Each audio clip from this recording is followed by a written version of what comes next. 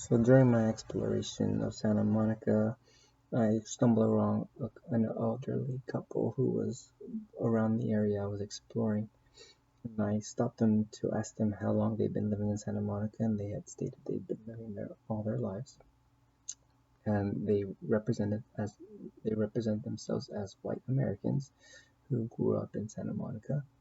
I proceeded to ask them of any home remedies that they would use or that they were brought up with growing up in Santa Monica, California.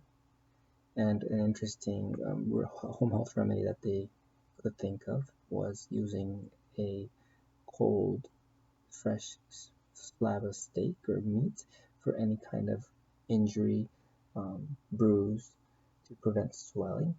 It reminded me of the movie The Sandlot when there was one of the characters got a baseball to the face, which caused him to have a bruise, and they gave him a slab of meat to help with the swelling. So this idea of putting a steak on your eye um, that's been sitting in a refrigerator or a freezer and it's nice and cold will help with swelling and bruising to help basically constrict the blood vessels and decrease inflammation.